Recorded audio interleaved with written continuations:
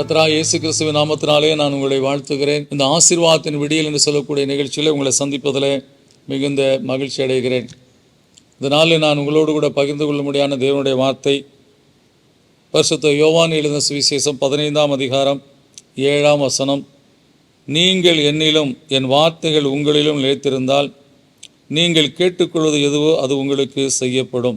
நீங்கள் என்னிலும் என் வார்த்தைகள் உங்களிலும் நிலைத்திருந்தால் என்று சொல்லி இந்த வேத வசனம் சொல்லுகிறது. நாம் தேவனிலே நிலைத்திருக்க வேண்டும், கர்த்தருக்குள்ளாய் வாழ வேண்டும். கர்த்தருக்குள் என்று சொல்லி நம்முடைய வாழ்க்கையில நிர்ணயித்து கொண்டு கர்த்தரோடு கூட வாழக்கூடிய அந்த வாழ்க்கையைத்தான் இங்கே சொல்லப்பட்டிருக்கிறது. நீங்கள் என்னிலும் என் வார்த்தைகள் உங்களிலும். தேவனுடைய வார்த்தைக்கு நமக்குள்ள ஒரு ரிப்பல்ஷன் காணப்படக்கூடாது. தேவனுடைய வார்த்தை உட்கொண்டேன் என்று சொல்லி வேதத்தில் சொல்லப்பட்டிருக்கிறது. அதை நமக்கு விலையேற பெற்ற ஒரு காரியமாக எண்ணி இது அருமருந்து, கிடைக்கக்கூடாத ஒரு ஔஷதம் என்று சொல்லி உணர்ந்து அதை உட்கொள்ளக்கூடிய அந்த நிலைகள் நம்முடைய வாழ்க்கையிலே காணப்பட வேண்டும்.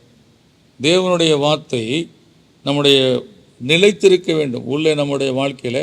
அது நம்முடைய ஆத்மாவோடு அப்படியே கரைந்து போய் நம்முடைய ஆத்மாவிலே அது இணைந்திருக்கக்கூடிய ஒரு காரியமாய் காணப்பட வேண்டும். அந்த தேவனுடைய வார்த்தையை நாம் கேட்ட மாத்திரத்தில் நமக்கு ஒரு பலன் வர வேண்டும், நமக்குள்ளே ஒரு மகிழ்ச்சி வர வேண்டும், நமக்குள்ளே ஒரு சந்தோஷம் உண்டாக வேண்டும். அதை நமக்குள்ளே எப்பொழுதும் நினைத்து கொண்டிருக்கக்கூடிய நினைவோடு வாழக்கூடிய வாழ்க்கை காணப்பட வேண்டும். அப்படி நாம் தேவனுடைய வார்த்தையை நமக்குள்ளே வைத்திருப்போம் என்று சொன்னால் கர்த்தரும் நமக்குள்ளே நிலைத்திருக்கிறவராய் இருக்கிறார். அது நிமித்தமாய் நாம் எதை கேட்டாலும் அதை நமக்கு செய்ய ஒரு உண்மையுள்ள தேவனாய் இருக்கிறார். நம்முடைய வாழ்க்கையில் நாம் தேவனில் நிலைத்திருக்க வேண்டும், தேவனுடைய வார்த்தை நம்மளை நிலைத்திருக்க வேண்டும் என்று சொல்லக்கூடிய இந்த காரியத்தை நாம் புரிந்து கர்த்தருக்குள்ளாக நாம் வாழ்க்கையை ஒப்பு கொடுக்கும் போது நிச்சயமாய் கர்த்தர் நம்முடைய வாழ்க்கையில் ஆசீர்வாதத்தை கொடுக்க உண்மையுள்ளவராக இருக்கிறார்.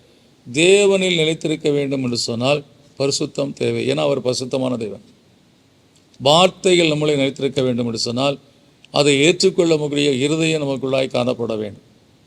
எனவே இந்த ரெண்டு காரியங்களில் இந்த காலவெளியில் நமக்கு ஒப்பு கொடுக்கும்போது நீங்கள் கேட்டுக்கொள்வது எதுவோ அது உங்களுக்கு செய்யப்படும் என்று சொல்லி இந்த வேத வசனம் சொல்லுகிறது. பரிசுத்த தேவனை நமக்குள்ளே பெற்றுக்கொண்ட நிலையில் நாம் வாழும்போது, பரிசுத்த தேவனுடைய வார்த்தையை நாம் இன்றைக்கு ஏற்றுக்கொண்ட ஒரு வாழ்க்கை வாழும்போது நிச்சயமாய் நீங்கள் கேட்டது எதுவாக இருந்தாலும் அதை கர்த்தர் உங்களுக்கு கொடுத்து ஆசீர்வதிக்க உண்மையுள்ளவராக இருக்கிறார். எனவே இந்த நாள் வரை நீங்கள் என்ன அப்படியே உங்களுடைய வாழ்க்கையில் நீங்கள் அப்படியே ஸ்டடியாக, நான் அதெல்லாம் யாருக்கும் இருதயத்தில் இடம் கொடுக்க முடியாது, கர்த்தருக்கெல்லாம் இடம் கொடுக்க மாட்டேன், கர்த்தருடைய வார்த்தைக்கும் நான் என்ன பண்ண மாட்டேன், இடம் கொடுக்க மாட்டேன்.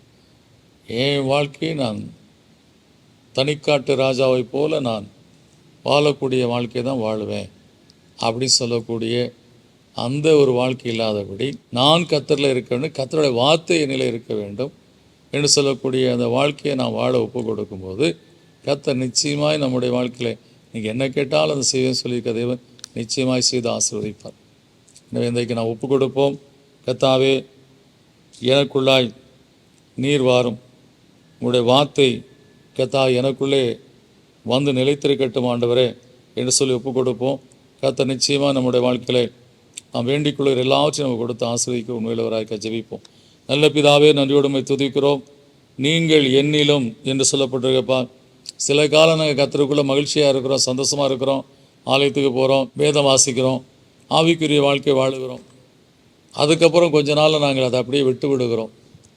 எங்கள் வாழ்க்கையில் அதற்கு இடம் கிடையாது. நீர் எங்களில் வாழ்வதற்கு நாங்கள் கர்த்தாவை இடம் கொடுக்காதபடி எங்கள் மனசும் மாம்சம் விரும்பின காரியங்களை செய்து வாழ்ந்து கொண்டு இருக்கிறோம். அப்படிப்பட்ட நாட்கள் வரும்போது தான் எங்கள் வாழ்க்கையில் வேதனைகள் பெறுகிறது. கர்த்தாவே, இந்த நாட்களில் தான் கர்த்தருடைய வார்த்தை திரும்ப எங்களுக்கு வருகிறது. நாங்கள் செய்து கொண்டிருக்கக்கூடிய தவறுகள் உணர்த்தப்படுகிறோம். எனவே இதை உணர்ந்து இந்த வார்த்தைகளை ஏற்றுக்கொண்டு மறுபடியும் கர்த்தருக்குள்ளாய் வாழக்கூடிய ஒரு வாழ்க்கைக்குள்ளாய் நாங்கள் எங்களை ஒப்புக் கொடுக்கும்போது நிச்சயமாய் நாங்கள் கேட்டுக்கொள்வது எதுவோ அதை நீர் எங்களை செய்து கொடுக்க உண்மையுள்ளவராக இருக்கிறேன்னு சொல்லி இந்த காலவெளியிலே கர்த்தாவே அருமையான இந்த சத்தியத்தை வித்தமாய் உணர்ந்து கொண்டிருக்கிறோம் என்று சொல்லி உங்களுடைய பிள்ளைகள் உங்களுடைய சமூகத்தில் ஒப்பு கொடுத்து ஜெபிக்கிற ஜெபத்தை கேட்டு அவருடைய வாழ்க்கையிலே கர்த்தாவே அது வேண்டுகிறதை கொடுத்து அவர்களை ஆசீர்வதித்து நீர் அன்பாக இருக்கிறேன் என்பதை விளங்க பண்ண முடியாது ஜெபிக்கிறேன். இயேசுவின் நாமத்தில் கேட்க நல்ல பிதாவே ஆமென். கர்த்தரில் நிலைத்திருக்கிறவங்க கொஞ்சம் பேர் தான். கொஞ்ச காலம் நிலைத்திருப்பாங்க, கொஞ்ச காலம் அப்படியே விலகிடுவான். முடிவறிந்தும் நிலைத்திருப்பவனே ரட்சிக்கப்படுவான். அதனால் எந்த சூழ்நிலையும் அவளை நிலைத்திருக்க வேண்டும். நீங்கள் என்னிலும் என்று சொல்லப்பட்டிருக்கு. அவருக்குள்ளே நம்ம வாழ்க்கை என்றைக்கும் காணப்படும். அந்த வாழ்க்கை வாழும்போது என்ன கேட்டாலும் கர்த்தர் எல்லா நாளையும் கொடுத்து ஆசீர்வதிப்பார். அவர் நம்மளை ஆசீர்வாதத்தை நிரப்பி காத்து நடத்துவார்.